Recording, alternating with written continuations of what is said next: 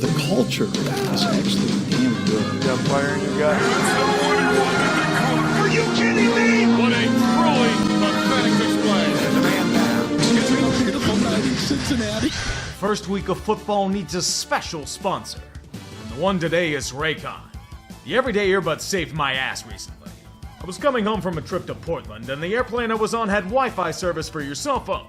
Problem is, cell phones don't have headphone jacks these days, because why would you need them? Thank God I brought my Raycons with me for the trip.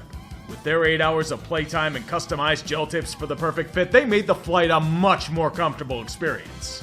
Sitting around watching a few movies with them on, I can understand why they have over 78,000 5-star reviews. Loud passengers? Throw on noise isolation mode or one of the 3 customizable sound profiles with a tap of a button.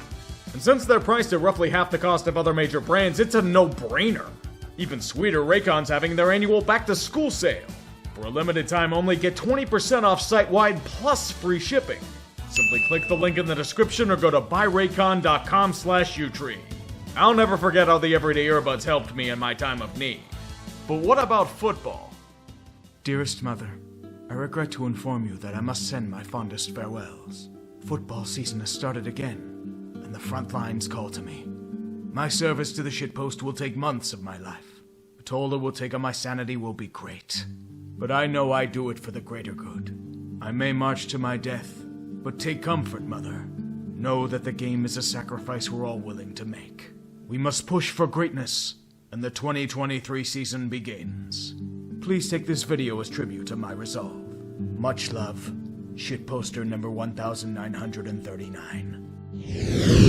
The back-to-back title push will commence in the deafening confines of Arrowhead, as Chris Jones lounges in a suite desiring more payment. And Travis Kelce's out with a hyperextended knee. Who gives a shit, we all say? They have Mahomes! Detroit's tough and Dan Campbell has cojones the size of cantaloupe, but there'll be no catches tonight. The Chiefs took that literally. Kadarius Toney was such ass that he single-handedly thrust the Lions right into the damn game. Throwing a guy who hasn't practiced in weeks into the fire, what a great idea. Kansas City has what we call the Week 1 rust. Detroit was the better team here, let's not deny that, but that's mainly because the Chiefs kept cutting their own legs off. Doesn't matter though, Kansas City is the final drive and they're only down by 1. Mahomes is just gonna bullshit out another victory like he usually does. Plenty of time, looking in the middle, dropped again! Tony, you've had more drops than your fucking rap album tonight. Giants fans are celebrating your failure like it's another Super Bowl. The Chiefs jumped out like Jawan Taylor pre-snap and they're forced to go for it on a 4th and 25. Failed that because Sky Moore also can't catch. To think Kelce was more missed than Jones. Patented self-destruction and Detroit has legitimate hope. God, I love football. Good news, Chiefs fans. Chris Jones and the team have come to agreement on a new contract. With how the defensive trench was getting overrun, it's needed salvation. The terms are such. Wait a minute, this seriously can't be it. A 1-year deal with incentives? Kansas City didn't even forgive the fines from his holdout. He could probably get the big deal he wants in the offseason, but oh right, the Chiefs will probably just chuck the tag on him. Jones's gamble got him the equivalent of a bread maker and a used $25 gift card to Bennigan's. Word of advice, Chris, fire your agents. They gave you some of the shittiest advice possible. I bet next they'll tell you to invest in SPACs and timeshares. The Nick Bosa holdout loomed large, and the Niners know he's a key component to their defense. It's obvious to anyone watching that they had no choice. Unleash the waves of money at Bosa's doorstep. 5 years and $122 million guaranteed, earning the reward of highest paid edge rusher for about 4 months. It had to be done, but I'd try to avoid looking at their 2024 cap situation. Just keep it buried with all the skeletons from past regimes, please. There's a match in Pittsburgh to prove your mettle in. There's some hope in Steelers land. Undefeated preseason with the offense looking competent, and then... Yes, this is totally what we were expecting here. Did we really say hope? San Fran straight up pants them in every facet of play. Dead serious, everything. Say, Pat Pete, how many interceptions did you end up with? Brock Purdy was so easy to read that he diced up that ballyhoot zone D all game long. The only players who showed up for the black and gold were Presley Harvin and TJ Watt. Kenny Pickett was dog shit, Matt Canada's offense was puke, the defense sold more than local real estate, and Mike Tomlin uttered something about the standard or some shit. Pittsburgh hasn't been this destroyed since the steel mill shut down. The Niners. Setback? More like complete domination. I don't know what the hell you pissed off Baltimore, but I'd strongly recommend appeasing that god before it's too late. On the surface, it's a rather convincing win. The Texans were outclassed in many facets. The Ravens D-made CJ Stroud's debut was miserable as possible. The standard fare with little drama against a team they should beat. However, the blood toll must be paid, and it will be brutal in cost. Mark Andrews ruled out before the game. Ronnie Stanley injured. Tyler Linderbaum injured. Marcus Williams tore his pec, and J.K. Dobbins cursed to hell and back. Torn Achilles after a torn ACL on a contract year. The gods show absolutely no mercy. And to make it worse, Lamar was far from optimal in the new offensive scheme. Still time to right the ship there, but the injuries, man. Did you make a deal for 2012? Is that the reason why there's so much pain here? We did say it was going to be when, not if, Joe Burrow would be getting the big bucks. Everything has been lining up for this moment to happen. He'll be shattering records with his new deal. And the time has come for the Bengals to pay up. Back up the Brinks truck, boys! It's gonna be raining government greed. He's getting that Paycor money now, baby. 5 years with a $55 million AAP and $220 million guaranteed. The quarterback position is secure with an elite talent for years to come. And it'll probably come with a new stadium to hold Cincinnati hostage with in the future as well. Now to see if the Bengals can find a way to keep T. Higgins around long term. That'll secure pretty much everything they need to make more runs. Burrow's first opponent on the docket? A bunch of elves. Little did the Bengals know that these elves had access to mithril armor and hid in the mystical woods. As Cincy slowly treks through the domain, it becomes a sequel to the Battle of Teutoburg Forest. Ambushed at every angle by slings of arrows, charging infantry, and cavalry as they're whittled away one by one. The freshly paid General Burrow had generational levels of rust, unable to muster any counterattack against their foes' waves of attacks. The offense stymied under a litany of magic spells and alchemy alike. Joe Burrow was forced to retreat from battle with less than 100 yards passing, and the Browns celebrate a hard-earned win. Cleveland is Cleveland, huh? Nice bulletin board material, Jamar. Why not double down on it as those elves use you as target practice? Welcome to the NFL, rookie. Bryce Young will get harsh lessons thrown at him with rapid speed. Even on his first touchdown pass, where Hayden Hurst chucks it into the crowd in a Madden animation. The rest will be sniped from the air by Jesse Bates. Multiple times, if we might add. Today, we ask a long-debated question. Can you win a football game without competent quarterback play? This technically could be answered by either team, but it's correct for Atlanta. You can thank the overhauled defense and Bijan Robinson becoming Superman and carrying the offense. Tyler Algier did as well, which is going to frustrate the living hell out of fantasy football owners everywhere. You think Arthur Smith really gives a shit about that, though? You got the win. That's all that matters. Welcome to the NFL, rookie. Anthony Richardson will do okay. Really, he was able to not look like a complete greenhorn? Very well then. It unfortunately doesn't mean a damn thing for the Colts despite their defense going balls out in a blaze of glory.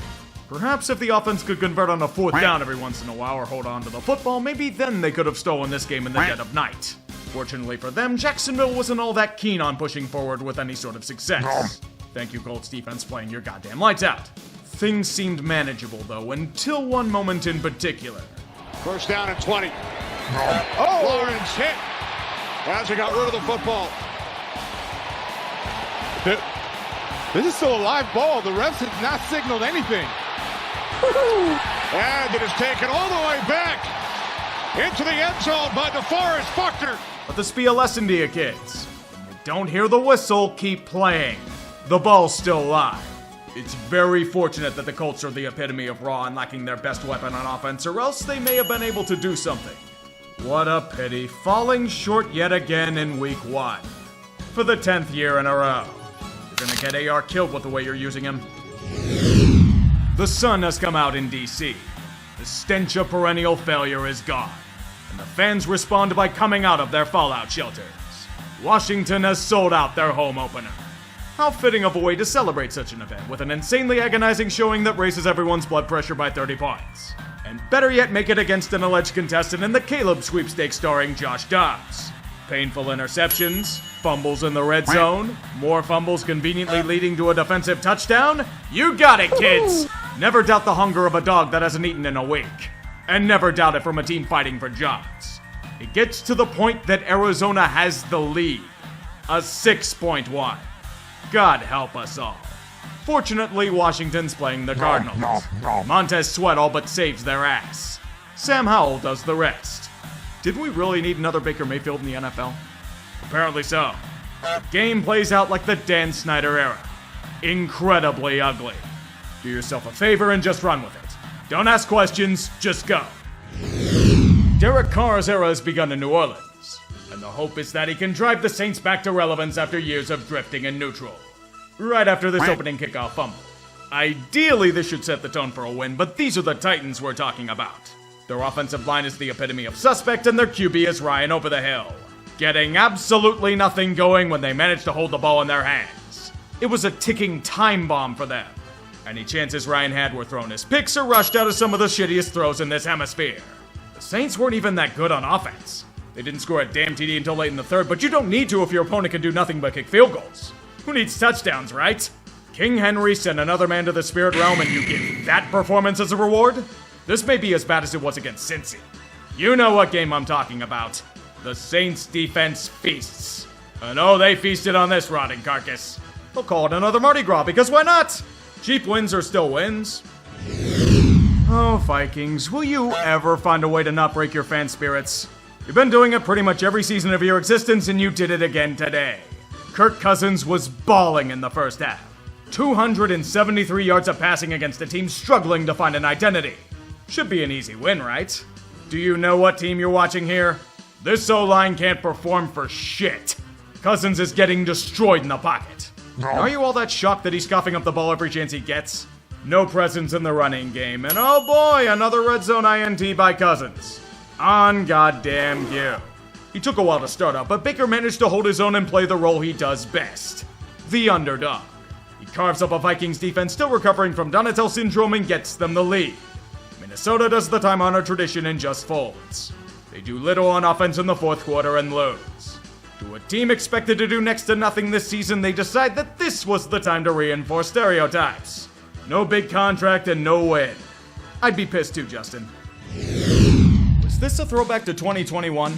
If you were to watch this game, you'd think that the Rams were gunning for a title defense. First half, normal expectations. Seattle imposing their will on a team looking old and dead to rights. This should be a relatively quick recap of a game where the Legion runs away with a dub, we make some cheap jokes at LA and call it a day. But then the doink happened before half. After such a display of awkward kicking, the reverse card was drawn. Matthew Stafford spun the clock back 5 years as he skied the ball to an army of kids. What nagging injuries? He looks incredibly healthy here.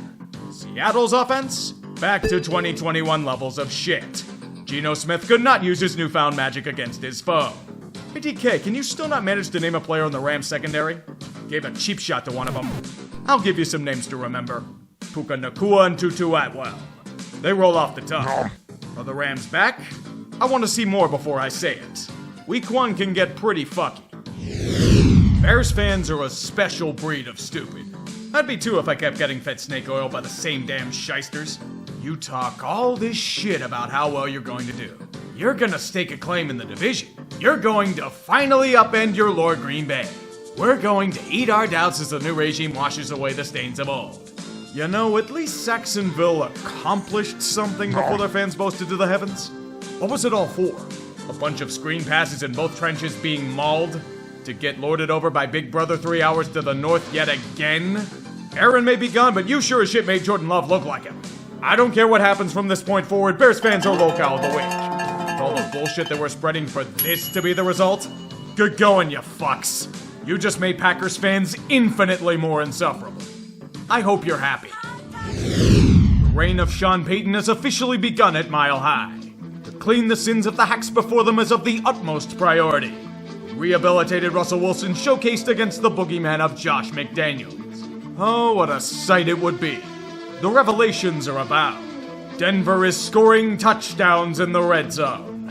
A sight as rare as the lunar eclipse last year now happening multiple times in a game. The only thing you had to do to get it was trade any competent kicking game you had. A missed PAT and shanked field goal will be their undoing. A comedy of errors ensues where everything that could go wrong does. falling to the chiseled sword of a suave-controlled Jimmy G as your offense sputters at the worst possible times. The more you try to change things, the more they never do.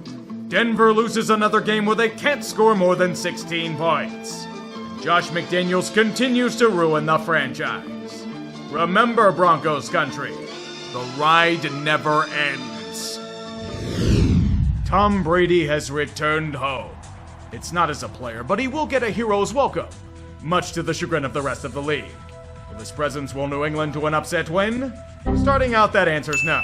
Jalen Carter's going direction, and Darius Slay runs away with their momentum with a pick six. However, Philly's not just interested in winning in blowout fashion. They have to toy with their prey first. Give them the hope of escape so they squirm and burn off all of their energy.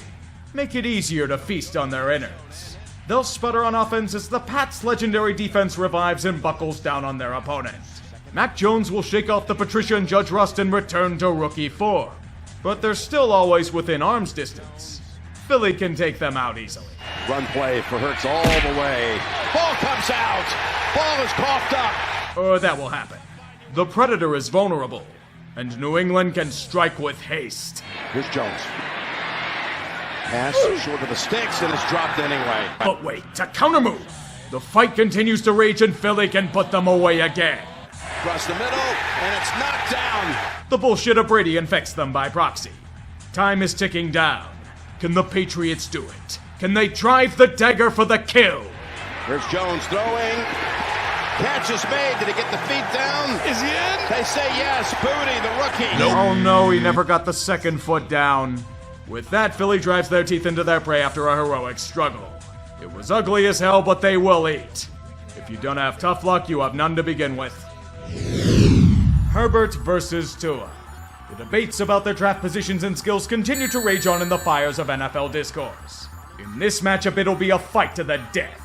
Blow after blow thrown by each fighter in unison. Defense not needed. It's a purebred shootout that'll be remembered for a while to come. Miami can't stop the running attack of the Chargers. Not San Diego can't stop Tyreek Hill or an inside slant route. Birds of a feather. And more alarming for both since they've tried everything to fix glaring issues on those fronts. What we get is a back and forth affair. Tension aplenty as the lead switches sides frequently. However, one side is a glaring weakness. And that man's name is J.C. Jackson, currently wanted in LA for theft of millions of dollars. The final play of the first half is masterpiece. Dumbass committed blatant PI on a receiver surrounded by three other Chargers with no time left. That spot foul got Miami into field goal range, and they converted their fuck up. In the second half, Jackson was deliberately targeted on the field. Dude covered his Wallace tattered loincloth. No wonder why he was benched. Tua proved to his haters he couldn't throw by skying the ball for over 400 yards. 200 of them to Tyreek alone. Dimes on top of dimes. A performance for the ages. Capped off by a final drive of legend. Wajacoma is in the backfield. And they go to the end zone and caught. Touchdown! If only they didn't miss the extra point. You believe the Chargers would respond, but that would imply they weren't cursed by demons. The offense sputters because they panic when Miami manages to blitz them. The one time J.C. Jackson doesn't let a receiver catch the damn ball. If he doesn't fuck that up, the Chargers win. Every time they snatch defeat from the jaws of victory becomes even more unbelievable.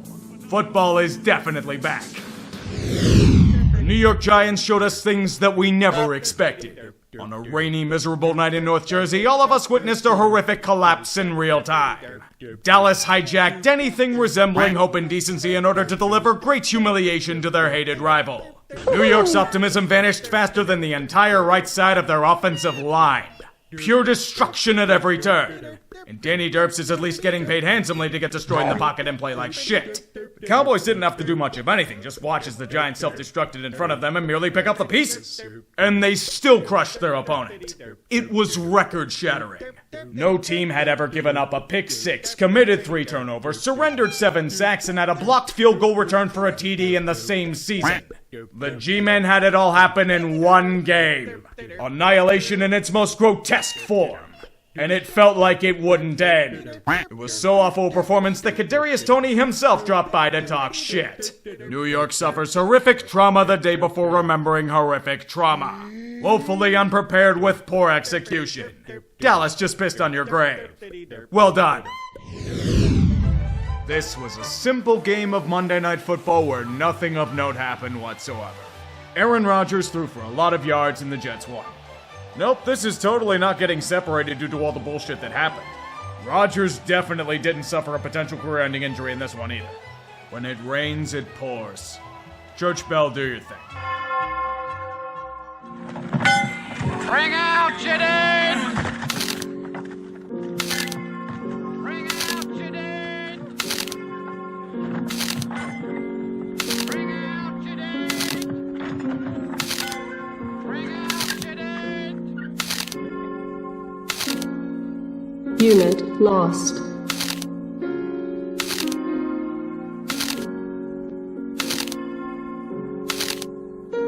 Unit lost.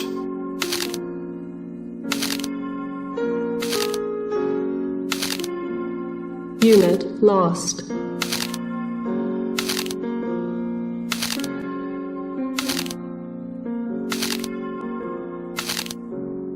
Unit lost.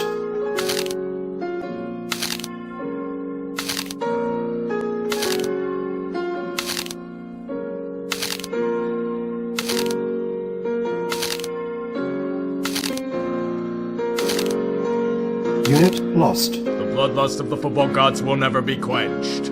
Amen. It's frustrating because I called their ass elves and we just lost to some elves, so I'm pissed on my part. I'm pissed on that end.